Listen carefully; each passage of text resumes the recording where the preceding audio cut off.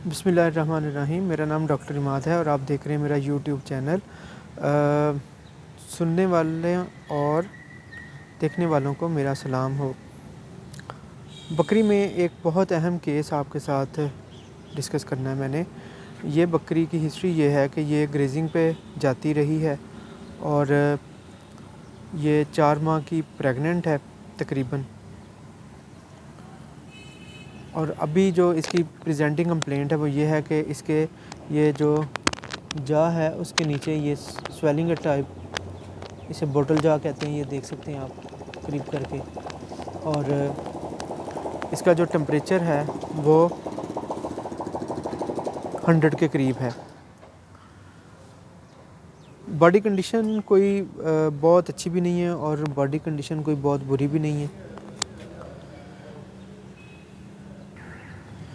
इसकी मैंने जब कंजक्टाइवा देखा तो ये देखें इसका कंजक्टाइवा, ये इसे कहते हैं कंजक्टाइवा, ये आई का।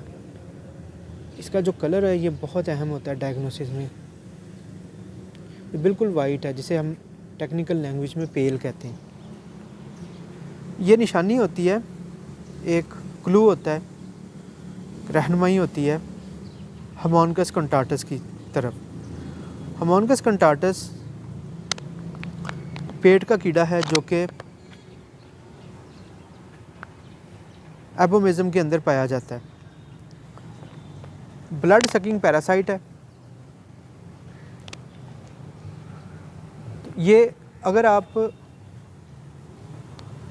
फील्ड के अंदर हैं, आपके पास किसी किस्म का कोई डायग्नोस्टिक टूल नहीं है, तो फिर आप इन साइन की बुनियाद पे इसको सस्पेक्ट कर सकते हैं कि ये हार्मोनिकस का केस है।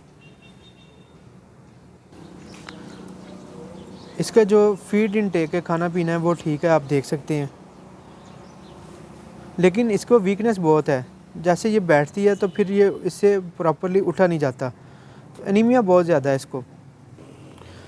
मैंने इसकी जो कंफर्मेशन की है वो इसका फीकल टेस्ट करके की है, स्लाइड बना के इसकी जो कंफर्मेशन है वो की है। तो बड़ा सिंपल सा टेस्ट होता है। ये मैं आपको अगली किसी वीडियो में बताऊंगा कि हम कैसे फीकल एग्ज़ाम जो है वो कर सकते हैं, लेकिन इसके लिए हमें लैब की ज़रूरत होती है।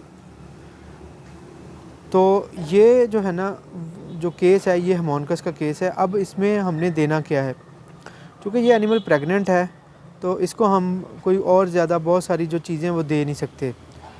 तो इसमें हम देंगे ऑक्साफैक्स। ये ब्रांड है, इसके अंदर जो एक्टिव इंग्रेडिएंट है वो ऑक्सफेंडाजोल है। तो इसकी डिवर्मिंग करवाएंगे और इसकी जो डिवर्मिंग है वो हम थोड़ी सी ज़्यादा करवाएंगे। मैंने अपनी पहली वीडियो में बताया है कि जो बकरियां होती हैं इनमें जब डिवर्मर दिया जाता है तो वो 1.5 गुना ज़्यादा दिया जाता है।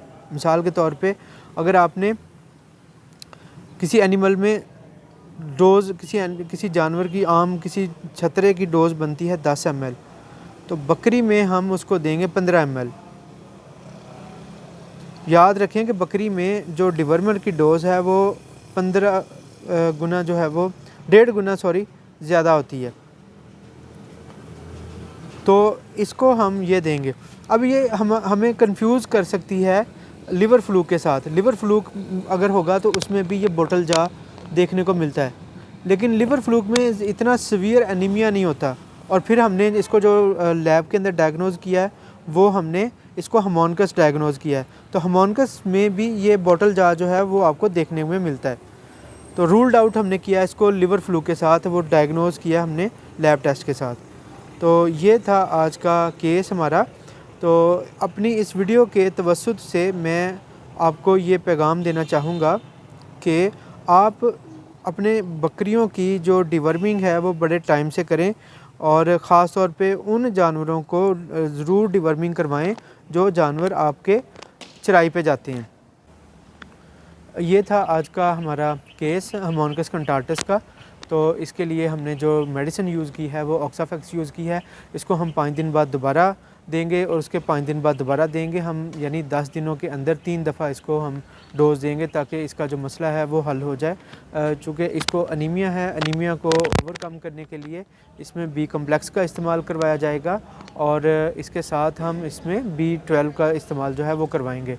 सीवियरिटी अगर बहुत ज़्यादा होगी तो इसको ये ब्लड ट्रांसफ्यूजन जो है वो किया जाएगा। और ब्लड ट्रांसफ्यूजन आप इसका कैसे कर सकते हैं, उसकी जो इंडिकेशन होती है वो आप इसकी सीबीसी करवाएं। सीबीसी करवाने के बाद आपको पता चल जाएगा कि ये एनिमल कैंडिडेट है ब्लड ट्रांसफ्यूजन का या नहीं। तो अगर इतना ज़्यादा अनीमिया हो, इससे भी अगर ज़्यादा अनीमिया हो तो फिर हम उसको ब्लड ट्रांसफ्यूजन पे ले जाएंगे। तो ये थी आज की हमारी वीडियो। मैं उम्मीद करता हूँ कि आपको ये जो वीडियो है ये काफ़ी ज़्यादा जो फ़ायदा देगी। अगर आप समझते हैं कि आपको ये वीडियो अच्छी लगी तो आप ये वीडियो अपने दोस्तों के साथ शेयर करें।